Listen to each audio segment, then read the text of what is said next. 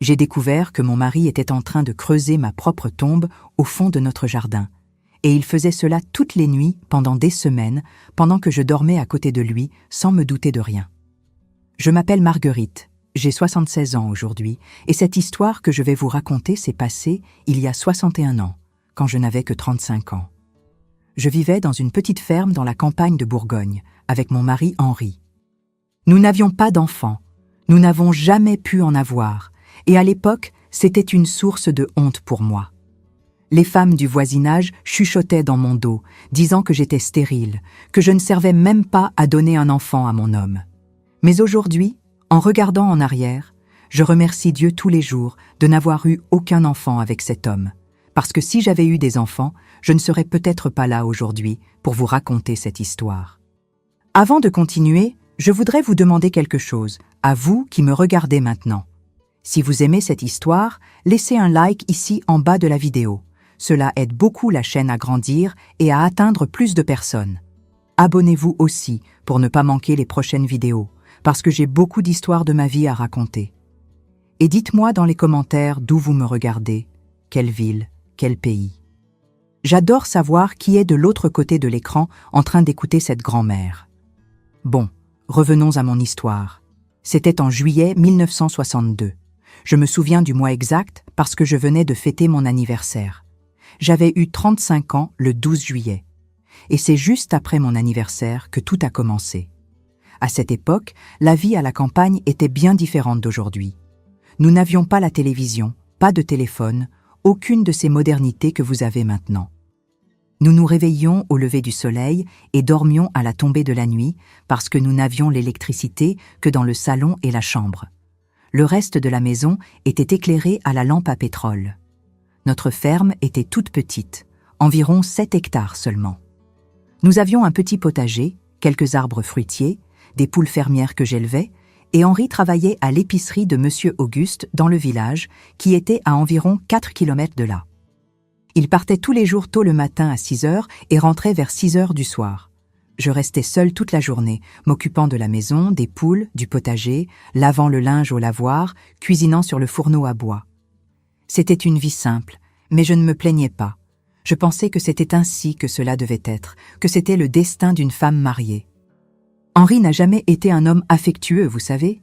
Il n'était pas de ces maris qui rentraient à la maison et embrassaient leur épouse, demandaient comment s'était passée la journée, ce genre de choses. Il était sec, silencieux, plutôt renfermé. Mais je m'étais habituée à sa manière d'être. Nous étions mariés depuis 12 ans, moi à 23 ans et lui à 28 ans. Et pendant tout ce temps, j'avais appris que les hommes étaient comme ça, qu'il ne fallait pas attendre trop d'affection, que l'important était d'avoir de quoi manger sur la table et un toit au-dessus de la tête.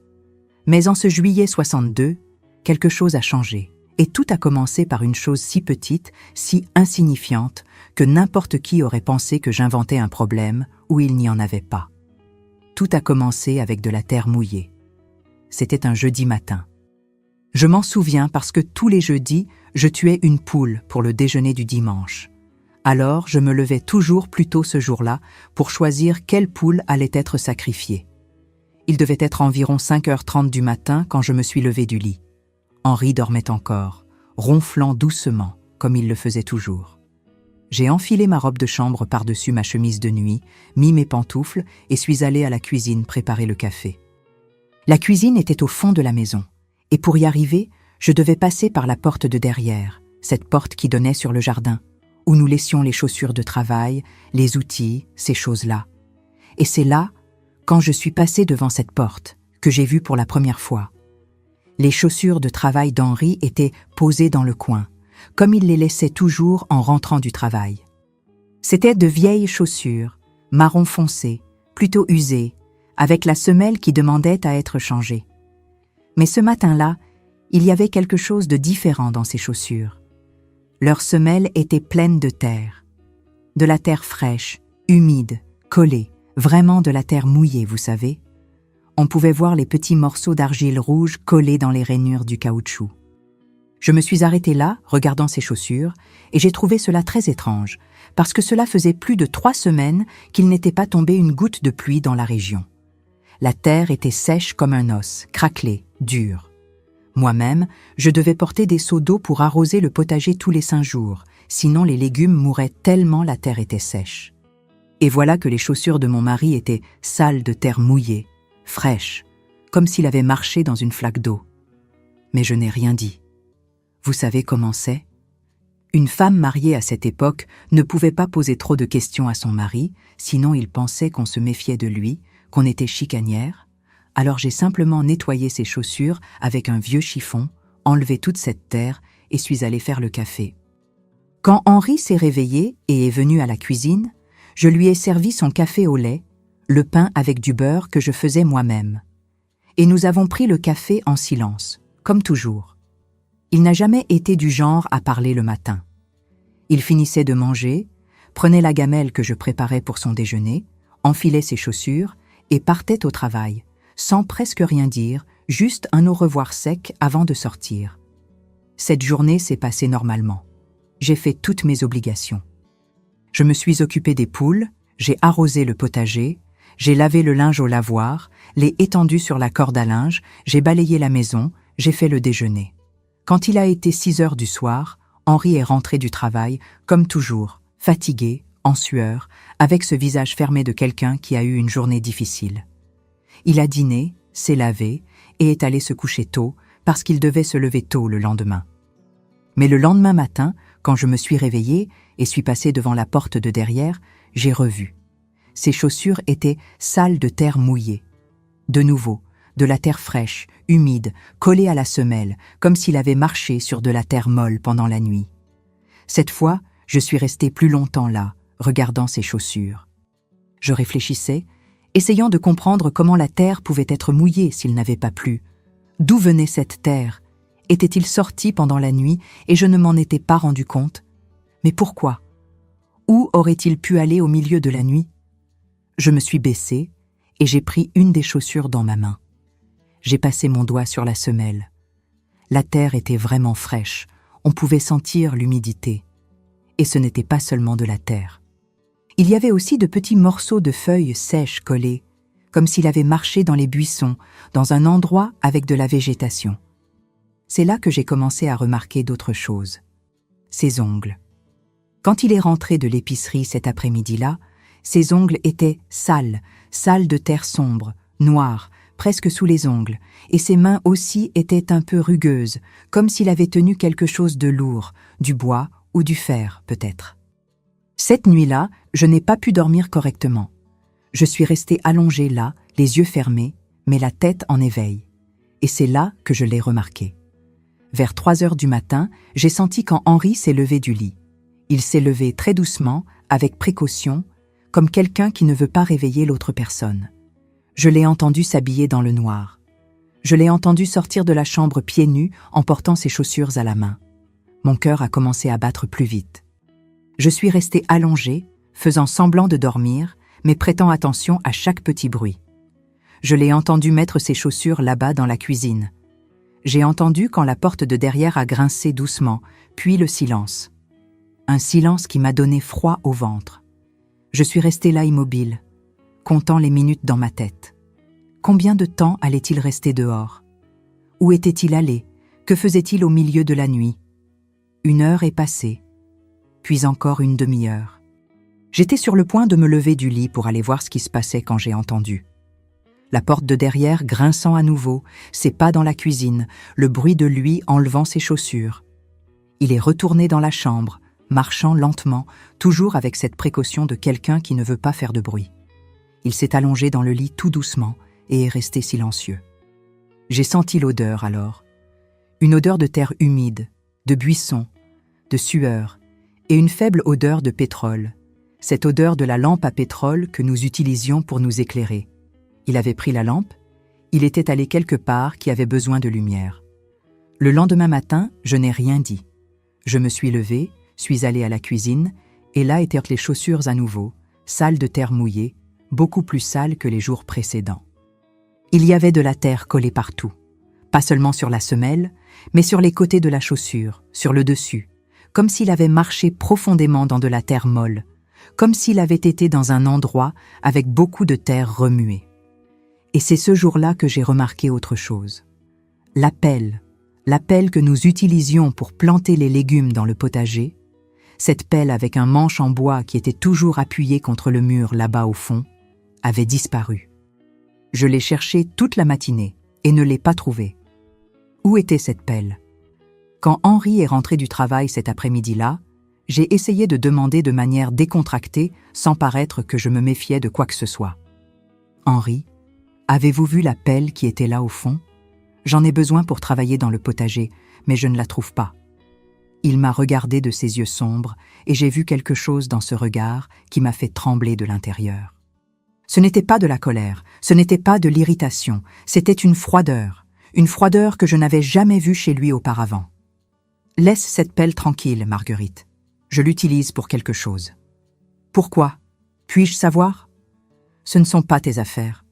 Une femme n'a pas besoin de savoir tout ce que fait son mari. » Et il a tourné le dos et est parti dans la chambre, mettant fin à la conversation de cette manière sèche qui lui était propre. Mais cette réponse, cette façon de faire, cela a continué à marteler dans ma tête. Il utilisait la pelle pour quelque chose. Quelle chose? Et pourquoi ne pouvait-il pas me le dire? Les jours passaient, et cela se répétait tous les saints matins. De la terre mouillée sur les chaussures, toujours. Et il continuait à sortir à l'aube, toutes les nuits, 3 heures pile, comme une horloge. Je faisais semblant de dormir, mais maintenant je restais éveillée à attendre, prêtant attention. Il se levait, s'habillait, prenait quelque chose dans la cuisine et sortait. Il revenait toujours environ 2 heures plus tard, fatigué, sentant la terre et la sueur. Et le pire de tout, c'est qu'il changeait avec moi, devenant de plus en plus froid, de plus en plus distant. Avant, il parlait au moins un peu pendant le dîner, demandait s'il s'était passé quelque chose pendant la journée, ces choses de routine. Mais maintenant, il me regardait à peine, dînait en silence, se lavait et allait dormir. Et quand j'essayais d'engager la conversation, il répondait par monosyllabes, avec ce visage fermé qui montrait clairement qu'il ne voulait pas de conversation. C'était un samedi après-midi. Cela devait faire environ 2 semaines que tout cela avait commencé, que je suis allée au poulailler chercher des œufs et j'ai trouvé la pelle. Elle était cachée derrière le poulailler, appuyée contre le mur, couverte d'un vieux sac de toile de jute. Et quand j'ai regardé cette pelle, j'ai vu que le manche était différent. Le manche était neuf. Il avait changé le manche de la pelle. Pourquoi? Le vieux manche était bon, il n'était pas cassé. Pourquoi l'avait-il changé? J'ai pris la pelle dans ma main et l'ai examinée. Le nouveau manche était en bon bois solide, plus épais que l'ancien manche.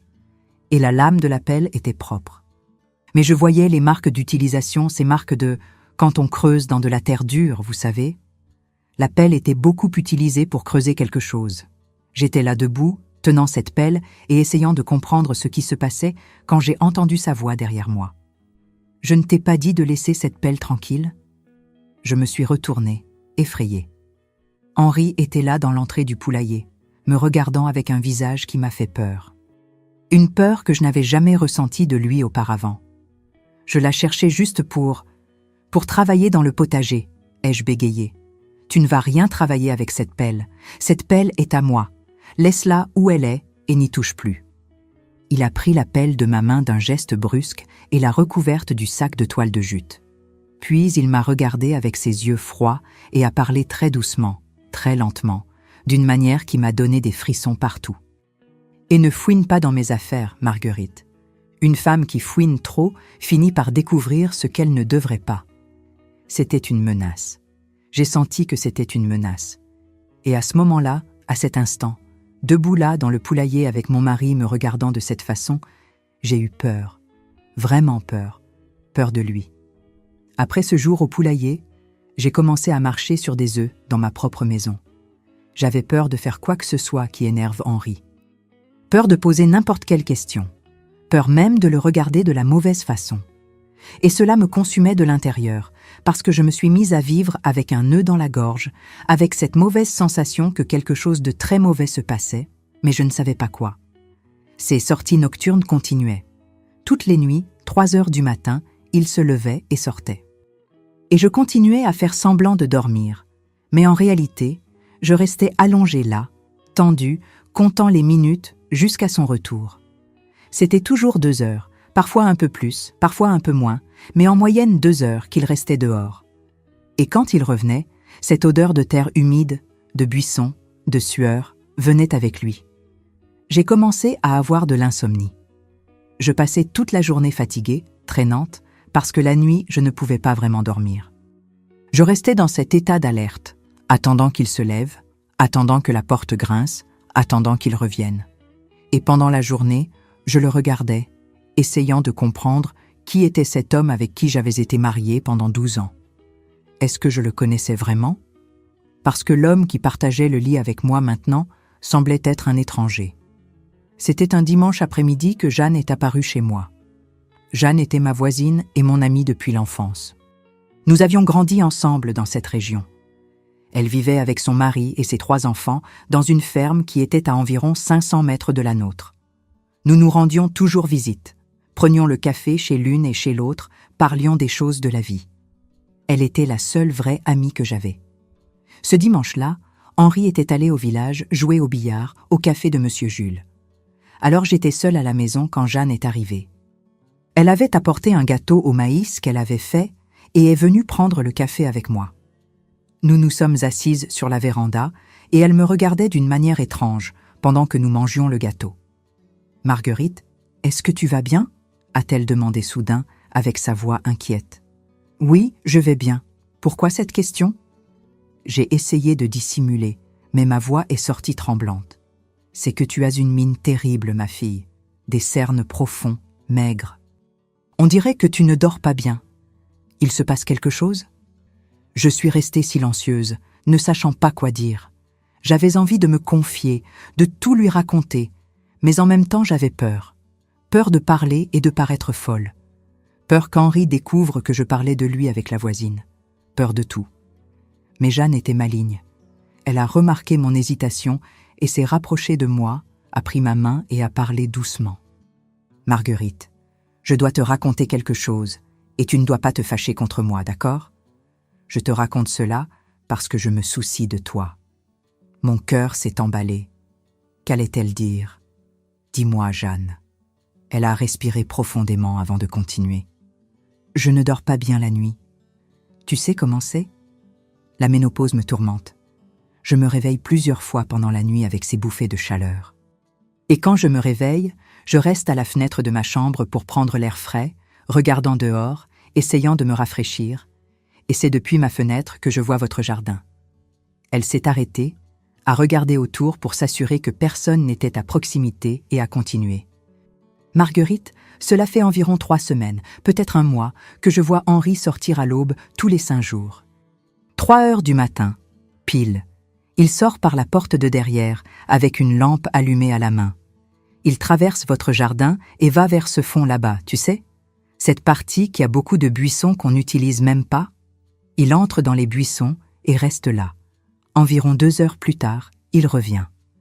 J'ai senti mon sang se glacer dans mes veines. Alors ce n'était pas mon imagination. Il sortait vraiment. Et Jeanne le voyait. Une autre personne le voyait. « Et tu es sûre que c'est lui ?» ai-je demandé, voulant encore croire que c'était peut-être une erreur. « Je suis sûre, Marguerite. De ma fenêtre, je vois bien la lumière de sa lampe. Et hier, j'ai vu quelque chose qui m'a encore plus inquiétée. Il portait quelque chose de lourd, cela ressemblait à un seau, et il portait aussi votre pelle. Marguerite, que fait ton mari dans les buissons à l'aube avec une pelle et un seau ?» Je n'ai pas su quoi répondre. Je suis restée là à tenir ma tasse de café avec les mains tremblantes, sentant les larmes brûler mes yeux, mais me retenant pour ne pas pleurer. « Je ne sais pas, Jeanne. Je le jure devant Dieu que je ne sais pas. Il ne me dit rien. Et quand je demande, il se fâche. Il dit que ce ne sont pas mes affaires. » Jeanne a serré ma main fort. « Marguerite, tu dois faire attention. Un homme qui cache des choses à sa femme, qui sort à l'aube sans explication, ce n'est pas normal. Penses-tu que ce pourrait être une autre femme ? Il pourrait rencontrer quelqu'un là-bas dans les buissons ? » J'y avais pensé. J'avais pensé à la possibilité d'une trahison, mais cela n'avait pas de sens. S'il allait rencontrer une femme, il sortirait de la maison propre, bien habillé, sentant bon. Il ne reviendrait pas sale de terre, fatigué, avec les mains blessées. Non, ce n'était pas une autre femme, c'était autre chose, quelque chose de pire. Je le sentais au fond de mon âme. Je ne sais pas, Jeanne, mais j'ai peur, très peur. Elle est restée avec moi encore un moment. Nous avons parlé d'autre chose pour dissimuler, mais quand elle est partie, cette conversation a continué à résonner dans ma tête. 3 semaines, peut-être un mois. Elle le voyait sortir depuis tout ce temps et il portait une pelle et un seau pour faire quoi? Creuser quoi? Cette nuit-là, quand Henri est rentré du café, il était différent. Il était plus bavard, presque animé, ce qui était étrange, parce qu'il n'était jamais comme ça. Il a dîné, s'est lavé, et quand il est venu au salon où j'étais en train de raccommoder un vêtement, il s'est assis sur la chaise en face de moi et m'a regardé. « Marguerite, j'ai besoin de savoir quelque chose. » Mon cœur a fait un bond. La façon dont il a parlé, sérieux, ses yeux fixés sur moi, m'a donné des frissons. Quelle chose? Cette assurance-vie que ton père t'a laissée quand il est mort, est-elle toujours valable? Mon père était mort 5 ans auparavant, en 1957. Il était cheminot retraité et avait une petite assurance-vie qu'il avait souscrite par le syndicat. Quand il est mort, l'assurance a versé de l'argent pour moi, qui était fille unique. Ce n'était pas une fortune, mais c'était une bonne somme.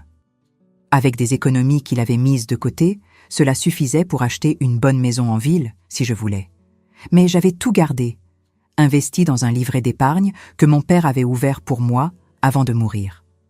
Oui, elle l'est. Pourquoi veux-tu savoir? C'est bon de savoir ces choses, Marguerite. On ne sait jamais ce que demain nous réserve, n'est-ce pas? S'il t'arrivait quelque chose, j'ai besoin de savoir où sont les papiers, où est gardé cet argent. Il serait bon que tu me montres où tu gardes ces choses. La façon dont il a dit cela, ce ton de voix, cette froideur. S'il t'arrivait quelque chose, pas s'il nous arrivait quelque chose, c'était à toi, à moi. Les papiers sont gardés dans un endroit sûr. Si besoin, je te les montrerai. Non, Marguerite, je veux que tu me les montres maintenant, tout de suite. Ce n'était pas une demande, c'était un ordre. Et il y avait quelque chose dans sa manière, dans sa posture, qui me disait qu'il valait mieux que j'obéisse. Alors je me suis levée, suis allée à la chambre, ai ouvert l'armoire et ai sorti d'une vieille boîte à chaussures tous les documents. La police d'assurance, le relevé du livret d'épargne, l'acte de propriété de la ferme qui était à mon nom, parce que c'était l'héritage de mon père. Il a pris les papiers de ma main et les a examinés un par un, lentement, lisant chaque ligne. Et pendant qu'il lisait, je voyais cette expression sur son visage. Ce n'était pas de la curiosité, c'était du calcul. Il calculait quelque chose.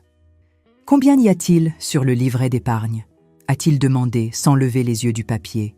« Il y a le montant que mon père a laissé plus les intérêts de ses 5 ans. Cela doit être autour de 60 000 francs maintenant. » À l'époque, c'était une somme considérable. Pas de quoi devenir riche, mais de quoi vivre confortablement pendant un bon moment. De quoi acheter une maison et avoir encore de reste. Et si tu meurs, cet argent revient à qui? La question m'a glacé. Si tu meurs, encore une fois, il parlait de ma mort. Pourquoi était-il si intéressé par cela? Il revient à mon mari. À toi, ai-je répondu, sentant ma voix trembler.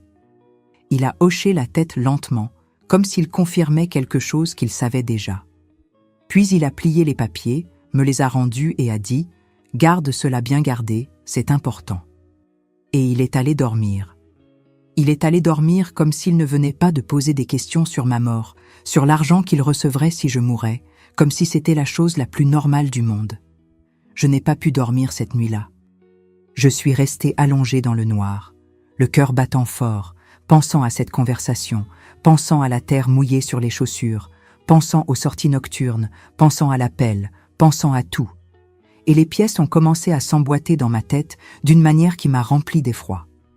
Les jours suivants, j'ai commencé à prêter attention à des choses qui passaient auparavant inaperçues. J'ai commencé à observer le jardin avec d'autres yeux, et c'est là que j'ai remarqué qu'il y avait une partie du jardin tout au fond dont Henri ne me laissait jamais approcher. C'était une zone qui avait beaucoup de buissons, des bananiers, des papayers, tout un peu laissé à l'abandon. Et chaque fois que je parlais de nettoyer cette zone, d'arracher les buissons pour planter quelque chose d'utile, il était catégorique. « Laisse cela tranquille, Marguerite. Ce coin a des vipères. C'est dangereux. Tu ne vas pas là-bas. » Avant, j'obéissais sans questionner. Mais maintenant, après tout, cela avait pris une signification différente. Pourquoi ne voulait-il pas que j'aille là-bas? Qu'y avait-il dans ce coin du jardin qu'il était si intéressé à me garder loin? Un jour, quand il était au travail, j'ai décidé d'y aller. Mon cœur battait fort, mes jambes tremblaient, mais j'avais besoin de voir, besoin de savoir. J'ai traversé le jardin, passé devant les poules et j'ai marché lentement jusqu'à cette zone de buissons. Quand je suis arrivé près, j'ai vu qu'au milieu des buissons, il y avait un chemin. Un chemin qui n'existait pas avant. Un chemin qui avait été ouvert récemment parce que la végétation sur les côtés était toute écrasée, piétinée. Quelqu'un était passé là de nombreuses fois, toujours au même endroit, et avait créé un chemin. J'ai commencé à suivre ce chemin, écartant les branches, les feuilles, marchant doucement pour ne pas faire de bruit. Je ne sais pas bien pourquoi, mais je sentais que je devais être silencieuse. Le chemin serpentait entre les bananiers, devenait de plus en plus fermé, de plus en plus sombre, jusqu'à arriver à un point où il y avait une petite clairière. Et dans cette clairière, sur le sol, j'ai vu des marques dans la terre. La terre était remuée, différente du reste. Elle était plus meuble, plus sombre, comme si quelqu'un avait creusé là. Mais il n'y avait pas de trou. Rien. Juste la terre remuée. Peut-être qu'il plantait quelque chose là? Mais quoi? Et pourquoi en cachette? Pourquoi ne pouvait-il pas me le dire? Je suis resté là debout, regardant cette terre remuée, essayant de comprendre quand j'ai entendu un bruit derrière moi. Je me suis retourné effrayé et j'ai vu Henri. Il était rentré du travail plus tôt et était là debout, me regardant avec une expression sur son visage qui m'a donné envie de courir. « Que fais-tu ici, Marguerite ?»« Je cherchais juste... » Je n'ai pas pu finir la phrase. Il s'est approché de moi lentement, avec des pas lourds, les yeux fixés sur les miens. « Je ne t'ai pas dit de ne pas venir ici? Je ne t'ai pas dit que c'était dangereux? Excuse-moi, Henri. J'étais juste curieuse. La curiosité a tué le chat, Marguerite. Tu le savais? » La façon dont il a dit cela, avec ce ton bas, presque murmurant, m'a fait trembler de partout. Ce n'était pas une plaisanterie, c'était une menace claire. Retourne à la maison maintenant et ne reviens jamais ici. Jamais. Tu as compris? Je suis partie de là en courant, trébuchant sur les branches, le cœur voulant sortir par la bouche. Et quand je suis arrivée à la maison, j'ai verrouillé la porte de la cuisine et je suis restée là appuyée, pleurant, tremblant, avec plus de peur que je n'en avais jamais ressenti de toute ma vie. Cette nuit-là, il n'a pas dîné avec moi. Il est resté dehors tard, assis sur la véranda, fumant cigarette après cigarette, chose qu'il ne faisait pas normalement. Je suis restée dans la cuisine, faisant semblant d'être occupée, mais en réalité, j'étais terrifiée. Quand il est finalement entré, s'est lavé et est allé dormir, je me suis allongée à côté de lui, mais je n'ai pas fermé l'œil. Et quand il a été 3 heures du matin, il s'est levé comme toujours et est sorti. Mais cette fois, quand il est sorti, je me suis levée aussi.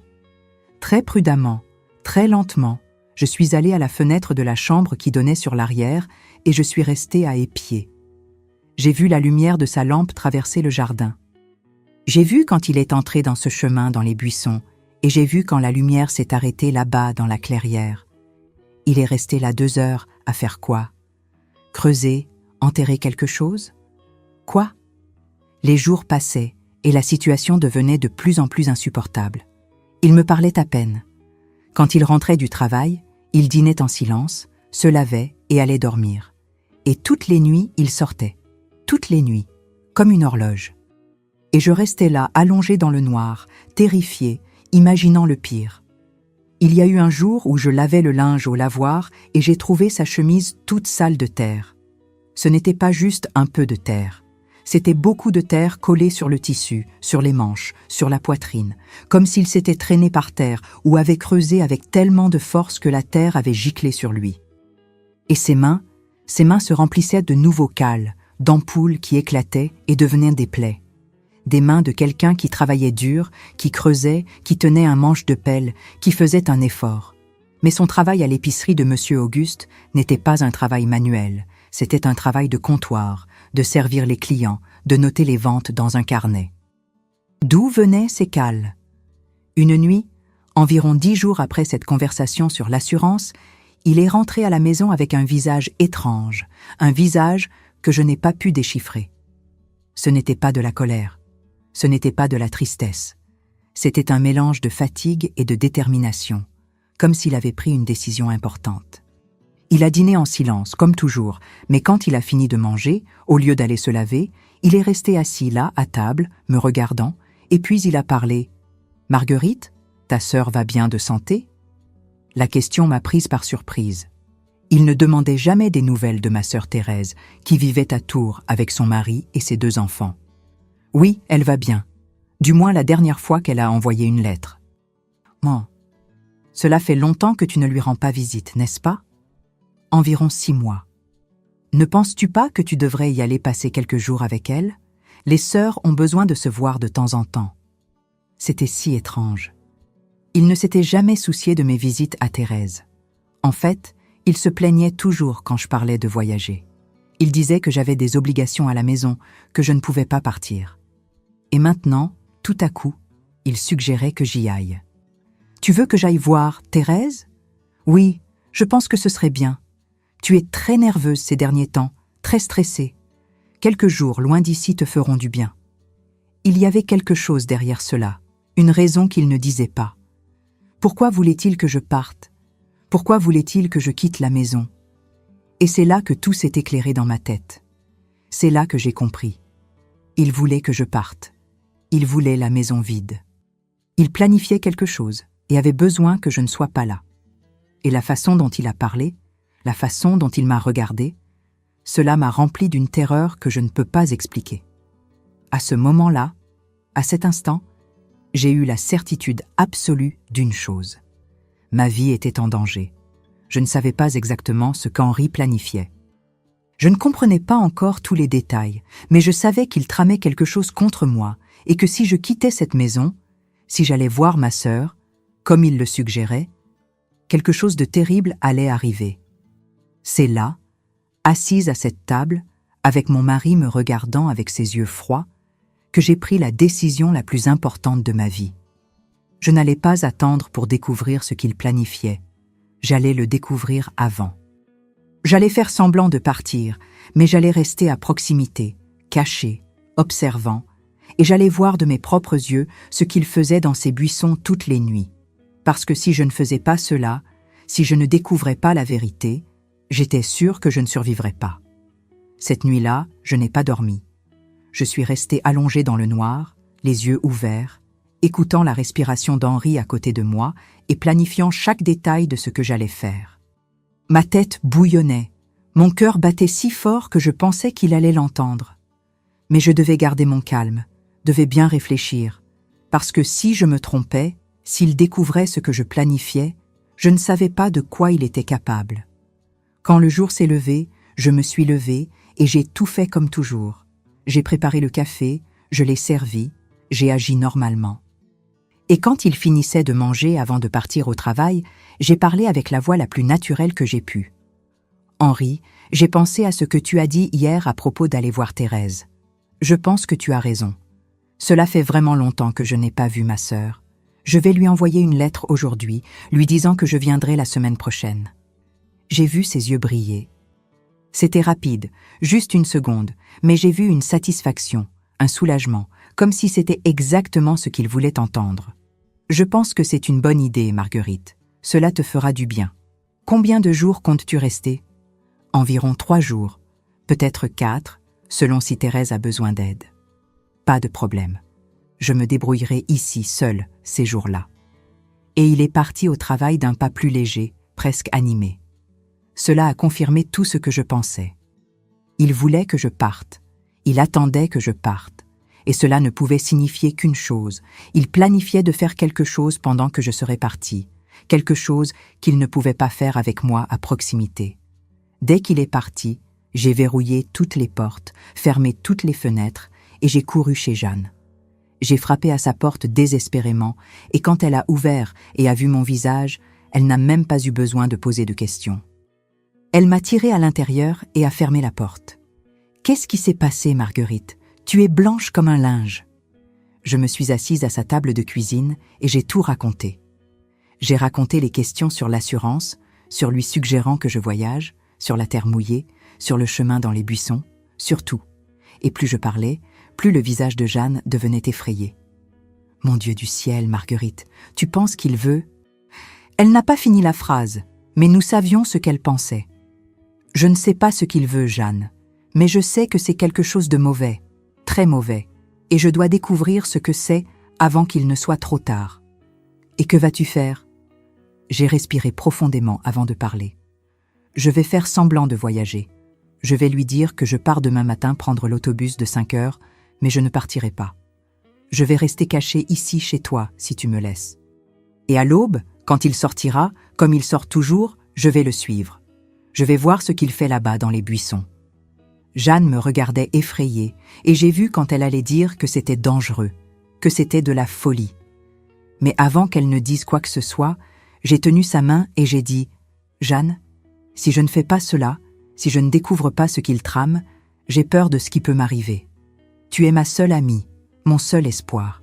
Pour l'amour de Dieu, aide-moi. » Elle a serré ma main en retour et j'ai vu les larmes dans ses yeux. « D'accord, Marguerite, tu peux rester ici cachée, mais promets-moi que tu feras attention, très attention. » Je suis retournée à la maison plus soulagée. Au moins j'avais Jeanne de mon côté. J'ai passé le reste de la journée à faire semblant d'être normale, faisant mes obligations, mais à l'intérieur, j'étais d'une nervosité terrible.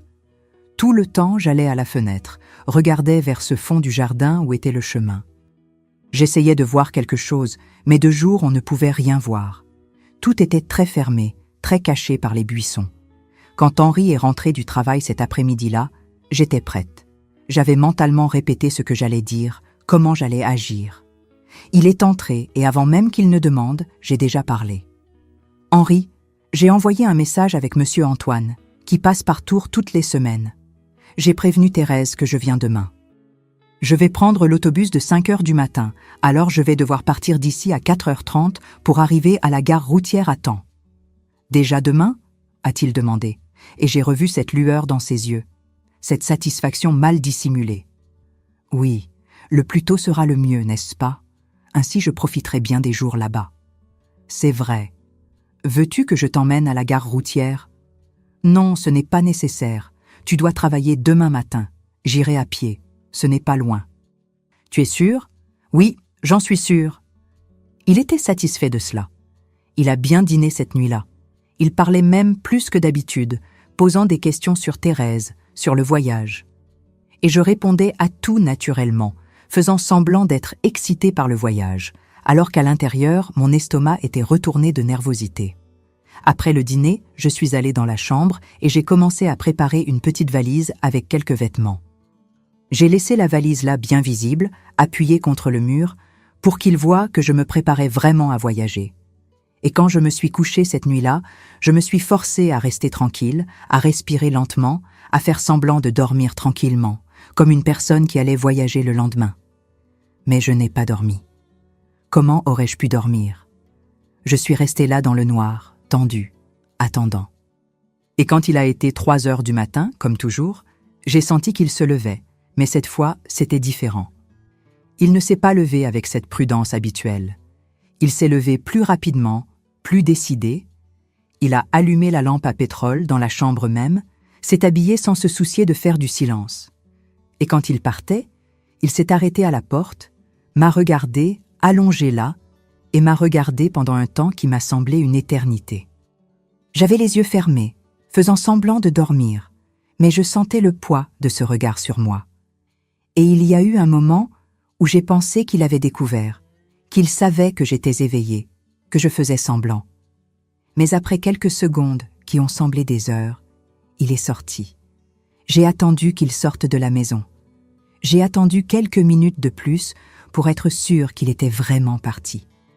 Et puis je me suis levée, j'ai pris la valise qui était préparée, j'ai mis une robe sombre, j'ai attaché un foulard sur ma tête et je suis sortie par la porte d'entrée très doucement, très lentement.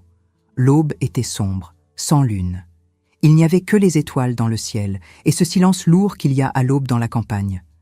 J'ai traversé le jardin en courant, courbé, avec peur qu'il me voie, avec peur qu'il soit quelque part en train d'observer. Je suis arrivée chez Jeanne et j'ai frappé doucement à la porte.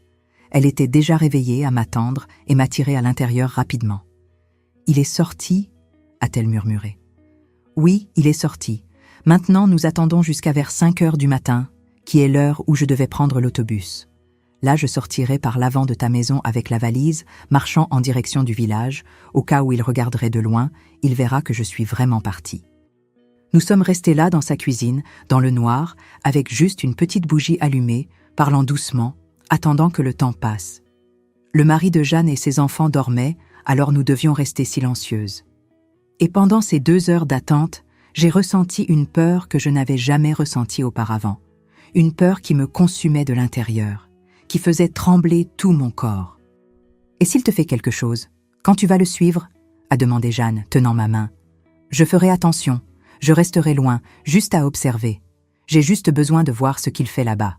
J'ai besoin de comprendre. » Quand l'horloge du salon a marqué 5 heures moins 10, j'ai pris ma valise, j'ai ouvert la porte d'entrée de la maison de Jeanne et j'ai commencé à marcher sur la route qui menait au village. J'ai marché environ 100 mètres, toujours en regardant en arrière, toujours attentive. Si Henri observait de quelque part, il me verrait partir, verrait que je partais, comme j'avais dit. Après ces 100 mètres, j'ai caché la valise derrière un grand buisson qui était au bord de la route et je suis retournée en courant chez Jeanne.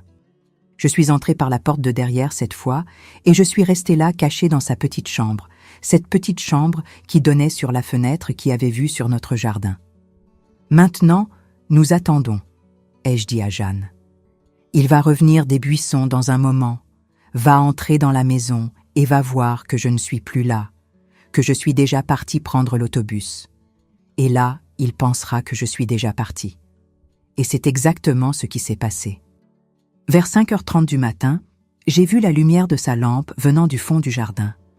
Je l'ai vu entrant par la porte de derrière de la maison et après environ 10 minutes, je l'ai vu sortir à nouveau, déjà habillé, en vêtements propres, allant au travail comme toujours. Mais sa façon de marcher était différente. Elle était plus légère, plus détendue, comme si un poids avait été enlevé de ses épaules. Il y avait cru. Il avait cru que j'étais partie. « Et maintenant ?» a demandé Jeanne. « Maintenant, nous attendons jusqu'à ce soir, jusqu'à demain matin. J'ai besoin de voir ce qu'il fait quand il pense être seul, quand il pense qu'il n'y a personne pour voir. Ce jour-là a été le jour le plus long de ma vie.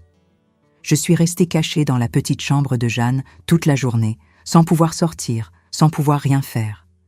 Je regardais juste par la fenêtre, observant ma maison, observant le jardin, attendant qu'Henri rentre du travail. Jeanne m'apportait de la nourriture, de l'eau, restait à parler avec moi doucement pour que je ne devienne pas folle de nervosité. Quand il a été 6 heures du soir et que j'ai vu Henri rentrer du travail, mon cœur s'est emballé. Je l'ai vu entrer dans la maison, allumer les lumières. Je l'ai vu aller et venir dans les pièces.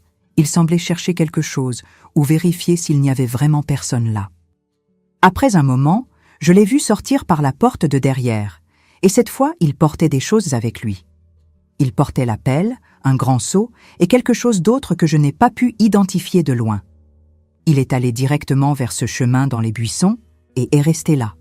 Il est resté là jusqu'à ce qu'il fasse complètement nuit, jusqu'à ce qu'on ne puisse plus rien voir. « Marguerite, es-tu sûre de vouloir faire cela ?» m'a demandé Jeanne quand elle m'a vu me préparer, mettant des vêtements sombres, attachant mes cheveux en arrière. « J'en suis sûre. Si je ne découvre pas ce qu'il fait, je n'aurai jamais la paix. Je ne pourrai jamais retourner à la maison. Je ne pourrai jamais dormir tranquille. J'ai besoin de savoir. » Le mari de Jeanne était rentré du travail et elle lui avait tout raconté. Monsieur Octave était un homme bon, travailleur, et quand il a su ma situation, il s'est proposé pour venir avec moi. Non, monsieur Octave. S'il voit un homme le suivre, il se méfiera, il réagira. Mais s'il me voit, si je me fais prendre, je peux dire que je suis revenu du voyage plus tôt, que je suis venu voir quelque chose. C'est moins dangereux ainsi. Ce n'était pas vrai. Je savais que ce n'était pas vrai, mais je ne pouvais pas risquer de mettre une autre personne en danger. Cela était entre moi et Henri. Quand il a été 10 heures du soir, j'ai vu les lumières de ma maison s'éteindre. Il était allé dormir, ou du moins c'est ce qu'il semblait, et là, a commencé l'attente la plus angoissante de ma vie. Je suis restée là à la fenêtre, regardant cette maison sombre, attendant que 3 heures du matin arrivent. Jeanne est restée éveillée avec moi. Nous ne parlions pas, nous restions juste là, assises dans le noir à attendre. Et je priais. Je priais doucement, demandant à Dieu de me protéger, demandant à la Vierge Marie de me donner de la force, demandant qu'il ne m'arrive rien de mal.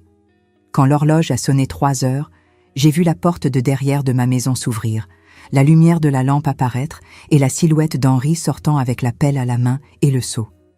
Il a traversé le jardin et est entré dans ce chemin dans les buissons. « Maintenant, ai-je dit à Jeanne, maintenant j'y vais. Pour l'amour de Dieu, Marguerite, fais attention, a-t-elle murmuré, et j'ai vu qu'elle pleurait. Je suis sortie par la porte de derrière de la maison de Jeanne et j'ai commencé à traverser son jardin en direction de mon jardin. Mon cœur battait si fort que je pensais que j'allais m'évanouir. Mes jambes tremblaient tellement que je pouvais à peine marcher. Mais j'ai continué à marcher lentement, très lentement, marchant avec précaution pour ne pas faire de bruit. Je suis arrivée à la limite entre les jardins et j'ai sauté la petite clôture en fil de fer qui séparait les propriétés.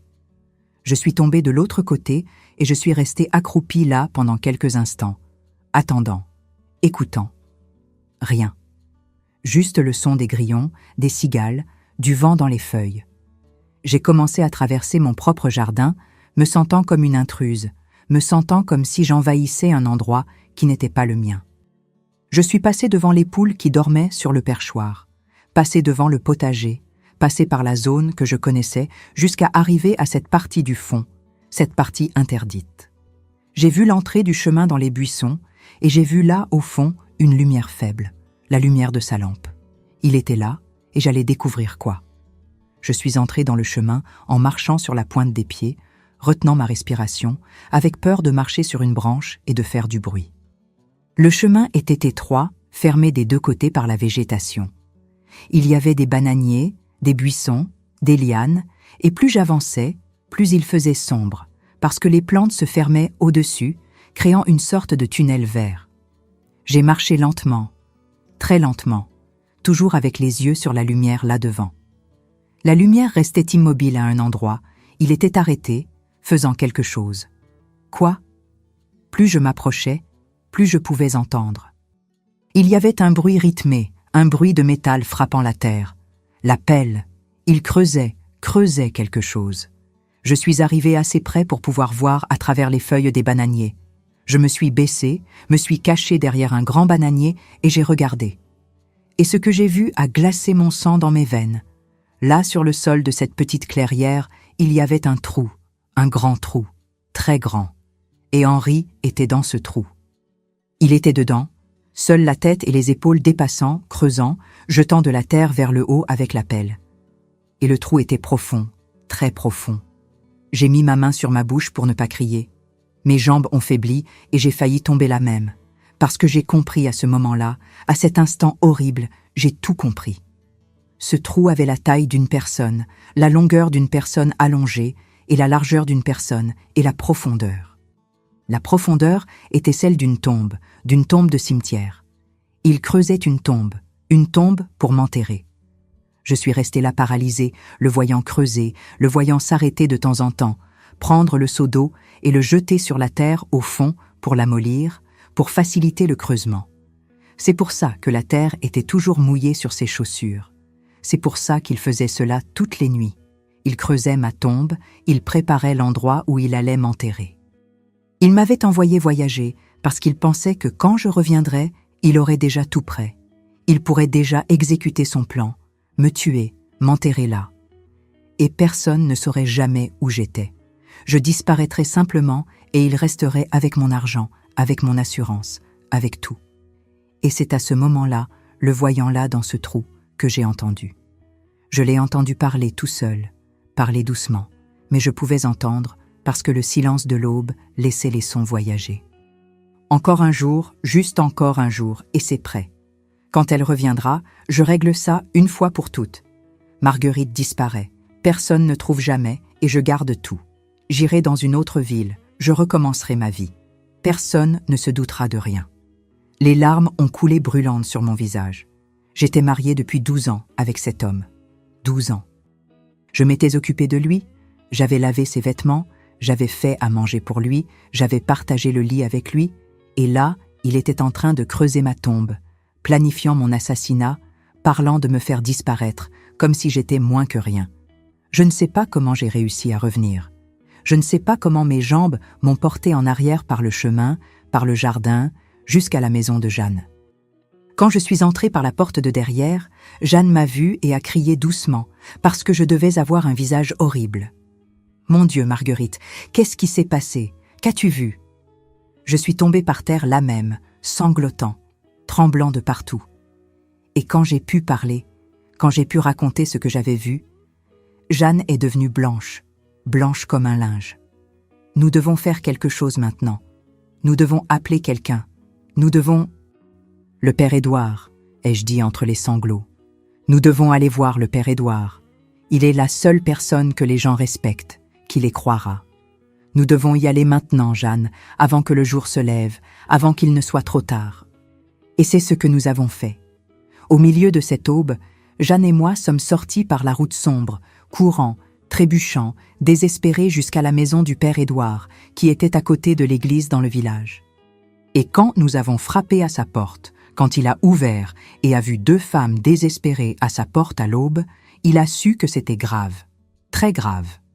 Quand le père Édouard a ouvert la porte et nous a vus là, 2 femmes au milieu de l'aube, avec des visages désespérés, les vêtements tout sales de terre, les yeux gonflés d'avoir tant pleuré, il n'a même pas eu besoin de demander si c'était grave. Il le savait. Il voyait sur nos visages que c'était une question de vie ou de mort. « Entrez, entrez vite », a-t-il dit, regardant des 2 côtés pour voir s'il y avait quelqu'un dans la rue qui nous voyait. « Qu'est-ce qui se passe ?» Nous sommes entrés dans la maison paroissiale et il a fermé la porte avec précaution. Il m'a emmené jusqu'à une chaise parce que je pouvais à peine tenir debout. Mes jambes étaient devenues de la gélatine, tout mon corps tremblait et je sentais que j'allais vomir à tout moment tellement j'étais nerveuse. Jeanne est restée à côté de moi, tenant ma main, et c'est elle qui a commencé à raconter. « Père Édouard, la vie de Marguerite est en danger.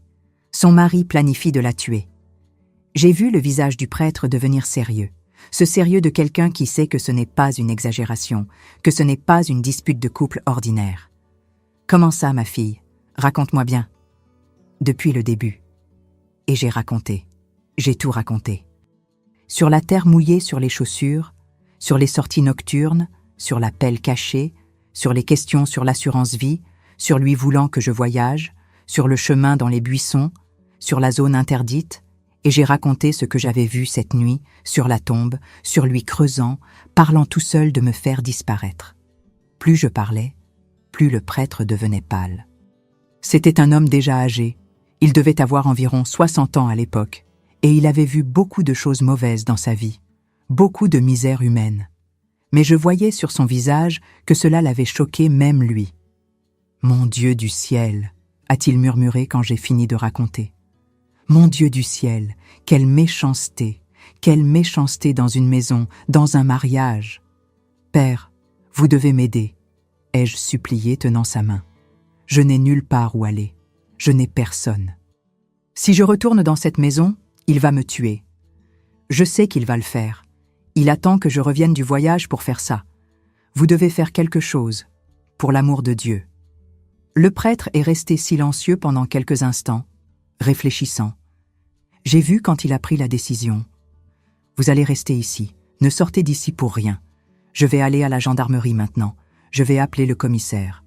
Je vais appeler des témoins. Nous irons à cette ferme quand le jour se lèvera et nous verrons cette tombe de nos propres yeux. Si ce que vous me racontez est vrai, et je crois que ça l'est, cet homme sera arrêté aujourd'hui même. Mais s'il remarque que je n'ai pas voyagé, et s'il découvre et détruit les preuves, et s'il bouche le trou avant que vous n'arriviez là-bas, il n'en aura pas le temps. Il va au travail dans un moment, n'est-ce pas? Nous arriverons là-bas quand il sera à l'épicerie. Il ne saura même pas ce qui se passe jusqu'à ce qu'il soit trop tard. Le prêtre est sorti cette nuit encore, nous a laissés dans sa maison avec sa gouvernante, une dame âgée qui s'occupait de la maison paroissiale. Elle a fait un thé à la mélisse pour moi et est restée là à nous tenir compagnie, priant doucement pendant que Jeanne et moi attendions. Je ne pouvais pas arrêter de trembler. Maintenant que j'avais tout raconté, maintenant que d'autres personnes savaient, la réalité m'était tombée dessus avec un poids horrible. Mon mari voulait me tuer. L'homme avec qui j'avais été mariée, l'homme qui avait juré de m'aimer et de me protéger devant Dieu et devant tout le monde, avait passé des semaines à creuser une tombe pour m'enterrer vivante, ou morte, probablement morte. Comment allait-il faire? Cette question ne sortait pas de ma tête. Comment exactement planifiait-il de me tuer? Allait-il m'empoisonner? Allait-il me frapper jusqu'à ce que je meure? Allait-il m'étrangler pendant que je dormais? Et après, il allait me traîner jusqu'à cette tombe, allait me jeter là-dedans, allait couvrir avec de la terre, et j'allais disparaître pour toujours. Personne ne saurait où j'étais. Personne ne chercherait vraiment, parce qu'il inventerait que je m'étais enfuie, que j'étais partie, que je l'avais abandonné. « Marguerite, prends encore du thé, » a dit Jeanne, remplissant ma tasse à nouveau. « Tu dois te calmer. Maintenant, tout va bien se passer. Le père va arranger ça. » Mais comment tout allait bien se passer? Comment la vie allait revenir à la normale après avoir découvert une chose pareille? Comment allais-je pouvoir dormir à nouveau, faire confiance à quelqu'un à nouveau, après avoir su que la personne la plus proche de moi voulait me voir morte? Nous sommes restés là à attendre jusqu'à ce que le soleil commence à se lever. Il devait être environ 6 heures du matin quand le prêtre est revenu. Et il n'est pas revenu seul. Il a amené le commissaire du village, un grand homme appelé commissaire Marcel, et 2 gendarmes. Il a aussi amené Monsieur Auguste, le propriétaire de l'épicerie où Henri travaillait, et encore 3 hommes du village, des commerçants respectés qui allaient servir de témoins. Le commissaire Marcel est venu me parler, s'est agenouillé devant la chaise où j'étais assise pour être à la même hauteur que moi.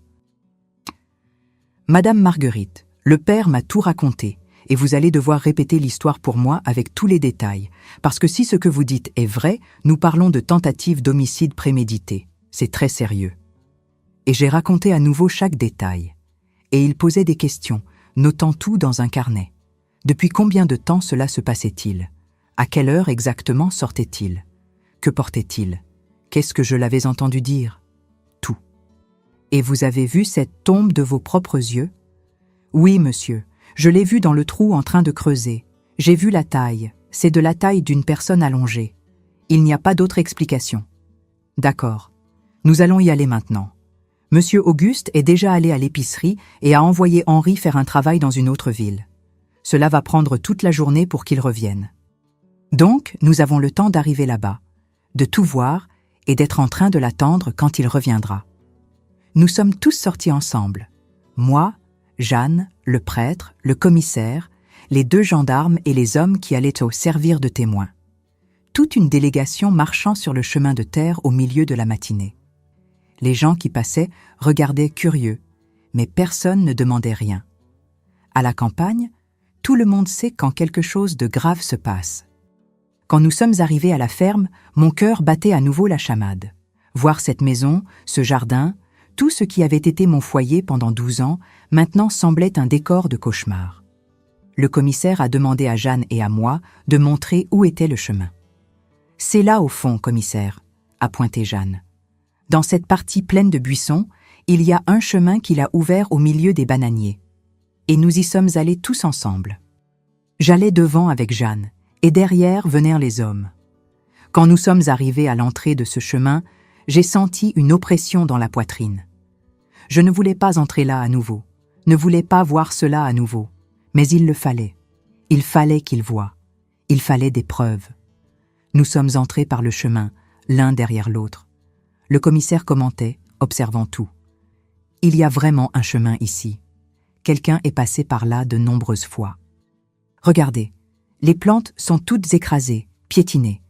Et regardez ici par terre, des traces de chaussures, beaucoup de traces. Plus nous avancions, plus l'air devenait tendu, jusqu'à ce que nous arrivions à la clairière. Et là était la tombe, la maudite tombe qu'Henri avait passé des semaines à creuser. Les hommes se sont arrêtés en silence, regardant cela. C'était un trou rectangulaire, d'environ 2 mètres de longueur, 1 mètre de largeur et de profondeur, il devait y avoir plus de 1,5 mètre. Les côtés étaient droits, bien faits, comme si quelqu'un avait mesuré soigneusement, avait planifié chaque centimètre. Et la terre autour était toute meuble. Il y avait des monticules de terre jetés sur les côtés, et il y avait le seau là, ce seau qu'il utilisait pour apporter de l'eau et mouiller la terre.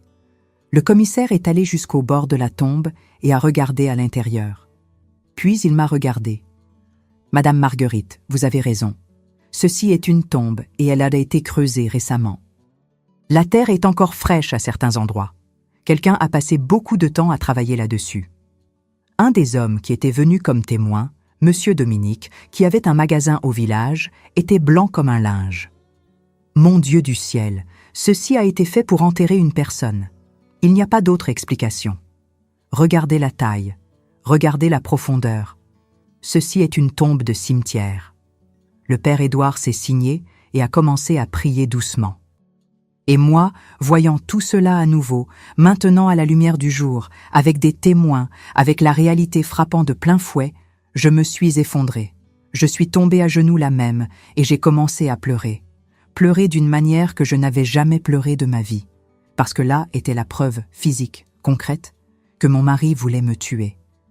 Ce n'était pas de la paranoïa, ce n'était pas de l'exagération. C'était réel, terriblement réel. Jeanne s'est agenouillée à côté de moi et m'a serré dans ses bras. Et nous sommes restés là, deux amis pleurant enlacés au bord de cette tombe qui avait été creusée pour m'engloutir. « D'accord, nous avons vu assez », a dit le commissaire. « Maintenant, nous allons attendre qu'Henri revienne. Quelqu'un reste ici pour surveiller afin qu'il ne détruise pas les preuves et le reste vient avec moi à la maison. Quand il arrivera, nous l'arrêterons. » Ils ont laissé un des gendarmes surveiller la tombe et le reste d'entre nous est retourné à la maison. Le commissaire a demandé à tout le monde d'attendre dans le salon et nous sommes restés là, dans ce silence lourd, attendant que l'homme qui avait essayé de creuser ma sépulture revienne à la maison. Ce furent les heures les plus longues de ma vie. La gouvernante du prêtre avait apporté de l'eau, avait fait du café, mais je ne pouvais rien manger ni boire. Je pouvais seulement rester là, assise, tremblant, attendant.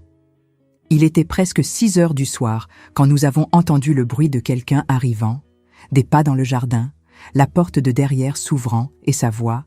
« Marguerite, es-tu déjà rentrée ?» Il était rentré plus tôt que prévu. Il devait être anxieux, voulant vérifier si j'étais déjà arrivée du voyage.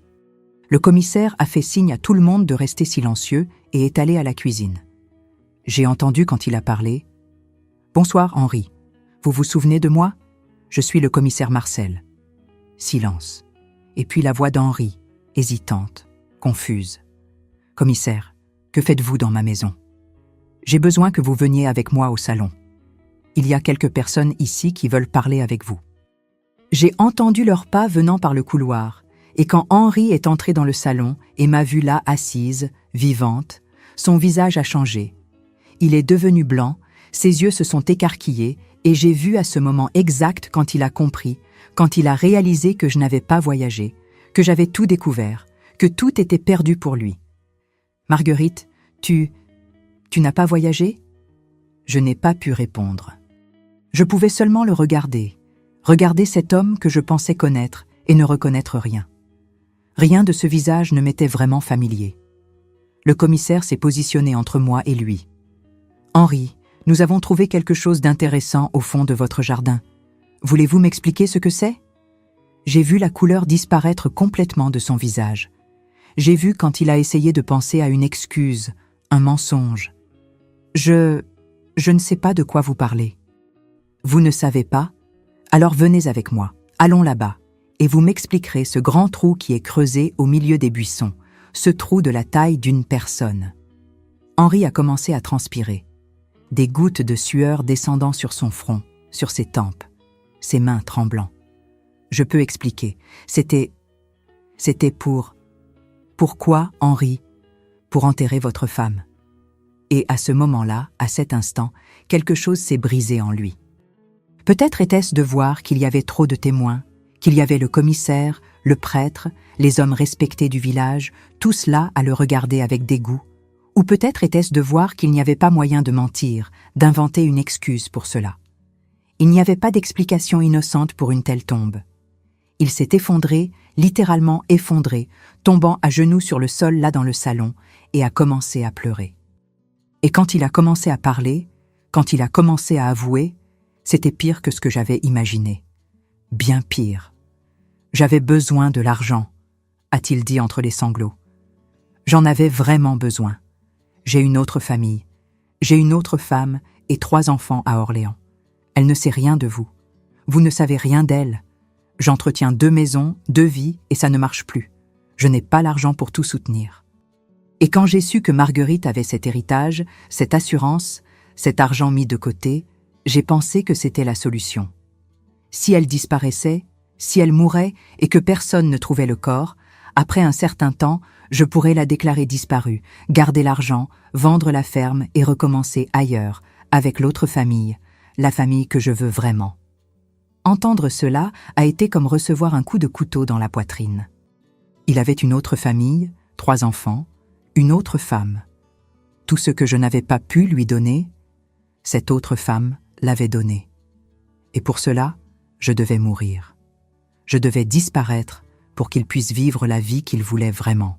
« Et comment alliez-vous faire » a demandé le commissaire d'une voix dure. « Comment exactement alliez-vous tuer votre femme » Henri est resté silencieux, mais le commissaire a insisté. « Parlez. Vous avez déjà tout avoué.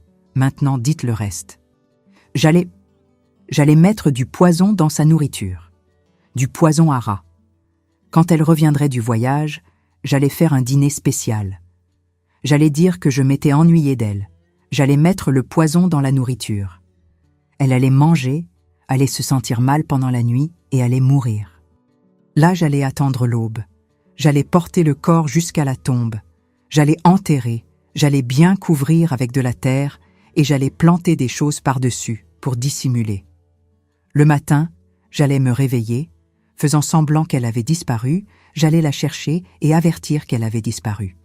Personne ne trouverait jamais le corps. Et après un certain temps, je partirais en disant que je ne supportais plus de rester dans un endroit qui me rappelait elle. Le silence qui est tombé dans le salon après cette confession a été sépulcral. Tous les hommes là regardaient Henri avec un mélange de dégoût et d'horreur.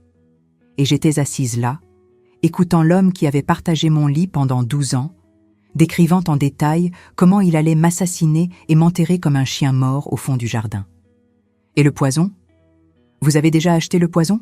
a demandé le commissaire. Henri a hoché la tête en pleurant. Il est caché dans le poulailler dans une vieille boîte de peinture. Le commissaire a envoyé un des gendarmes le chercher et quand il est revenu avec la boîte, l'a ouverte et là-dedans était un paquet de poison à rats, de l'arsenic, assez pour tuer plusieurs personnes. Vous alliez utiliser tout ça dans sa nourriture ?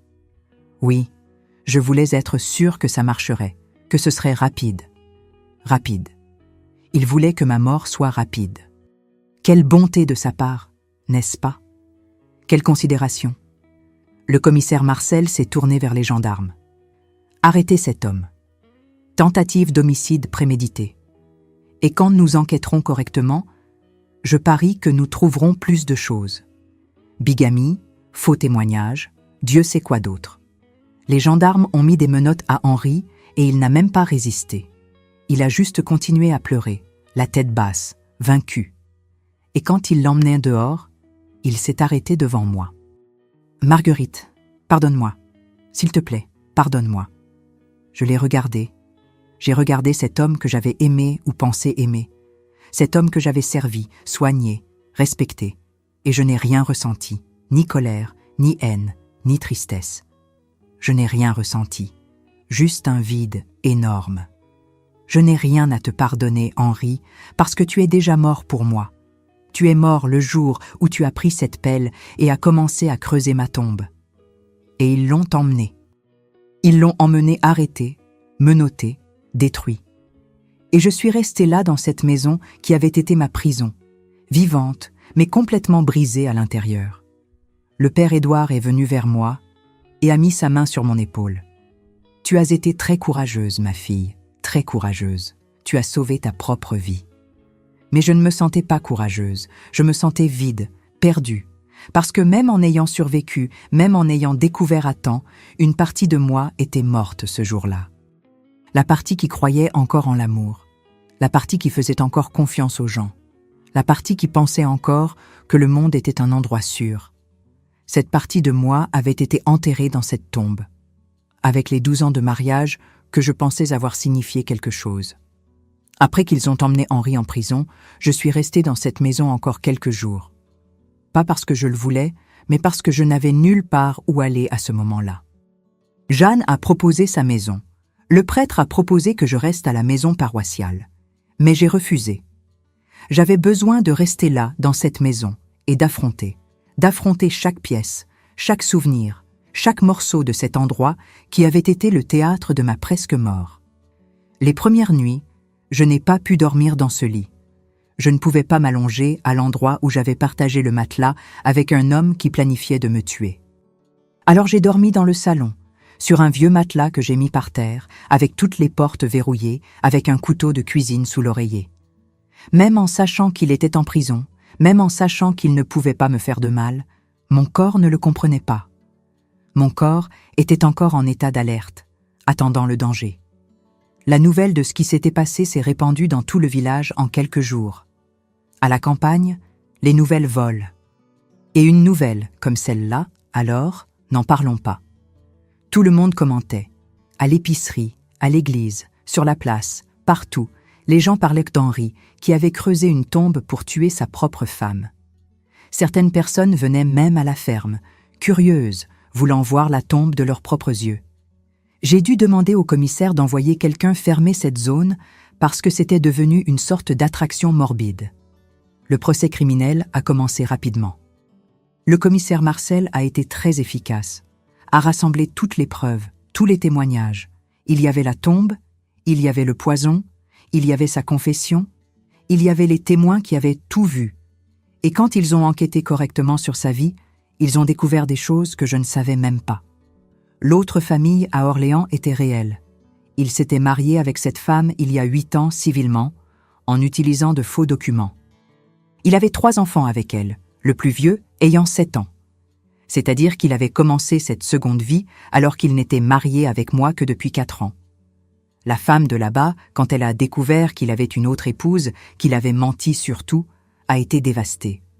Elle pensait être mariée avec un homme travailleur, honnête, qui voyageait beaucoup pour le travail.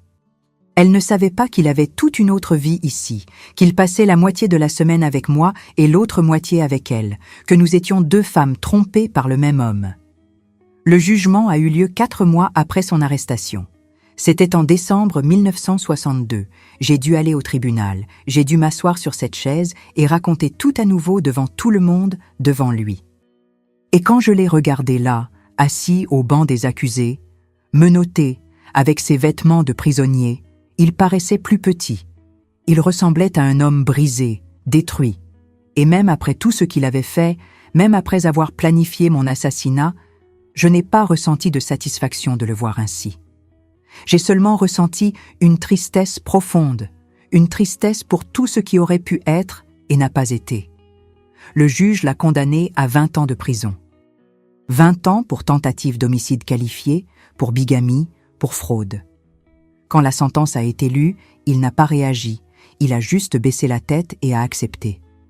Et moi, assise là dans le public avec Jeanne à côté de moi, j'ai respiré profondément pour la première fois en des mois, parce que même en sachant qu'il allait rester en prison, une partie de moi avait peur qu'il réussisse à atténuer, qu'il sorte, qu'il revienne. Mais il n'est pas revenu. Il a été transféré dans une prison à Lyon et je ne l'ai plus jamais revu personnellement. J'ai su des années plus tard, par l'avocat qui s'est occupé du divorce, qu'il était mort en prison. C'était en 1971, 9 ans après avoir été arrêté. Ils ont dit que c'était le cœur, un infarctus. Il avait 55 ans. Et quand j'ai reçu la nouvelle, je n'ai pas pleuré. Je n'ai pas ressenti de soulagement non plus. J'ai seulement senti que ce chapitre, ce livre entier de ma vie, s'était enfin fermé. Mais pour revenir à ces premiers mois après son arrestation, je devais prendre des décisions sur ma vie. Je ne pouvais pas rester dans cette ferme. Je ne pouvais pas continuer à vivre dans un endroit où j'avais failli être assassinée, où il y avait une tombe creusée pour moi au fond du jardin. Alors j'ai décidé de vendre. J'ai mis la ferme en vente en janvier 1963 et en mars, un acheteur était déjà apparu, un jeune couple qui commençait sa vie, qui ne connaissait pas toute l'histoire, qui voulait juste un endroit pour vivre et cultiver. Je ne leur ai pas parlé de la tombe. J'ai juste demandé au nouveau propriétaire de combler ce trou et de planter quelque chose par-dessus. Et c'est ce qu'il a fait. Avec l'argent de la vente de la ferme, plus l'héritage de mon père que j'avais gardé, je suis allé vivre à Lyon. J'ai acheté un petit appartement près du centre-ville et j'ai commencé une nouvelle vie. Une vie loin de cette campagne, loin de ses souvenirs, loin de cet homme qui avait voulu me voir morte. Les années ont passé. J'ai travaillé comme couturière, j'ai fait des amitiés nouvelles, j'ai reconstruit ma vie petit à petit. Je ne me suis jamais remariée. Après ce qui s'était passé, je n'ai plus jamais pu faire confiance à quelqu'un de cette manière. Je n'ai plus jamais pu partager mon lit, ma maison, ma vie avec quelqu'un d'autre. Mais j'ai survécu. J'ai vécu. Et aujourd'hui, à 76 ans, je suis ici pour raconter cette histoire, pour dire à vous tous qui me regardez, faites toujours attention. Faites attention aux signes. Faites attention quand quelque chose ne va pas. Faites attention quand votre instinct vous dit que quelque chose de mauvais est en train de se passer. Parce que si je n'avais pas fait attention, si je n'avais pas remarqué cette terre mouillée sur les chaussures, si je n'avais pas eu le courage de découvrir la vérité, je ne serais pas ici aujourd'hui. Je serais enterré dans cette tombe au fond de ce jardin, et personne ne saurait jamais ce qui m'était arrivé. Alors rappelez-vous de cette histoire. Rappelez-vous de cette grand-mère qui a découvert que son mari creusait sa propre tombe. Et si un jour vous sentez que quelque chose ne va pas, si vous sentez que vous êtes en danger, ayez le courage d'agir. Ayez le courage de chercher de l'aide. Ayez le courage de sauver votre propre vie, comme j'ai sauvé la mienne. Et si vous avez aimé cette histoire, n'oubliez pas de laisser un like ici en bas, de vous abonner à la chaîne Histoire Grand-mère et de me dire dans les commentaires d'où vous me regardez. Je veux savoir que mon histoire a touché quelqu'un, que mon témoignage peut peut-être aider quelqu'un qui vit une situation similaire. Prenez soin de vous, et rappelez-vous, votre vie vaut la peine d'être vécue. Ne laissez personne vous l'enlever.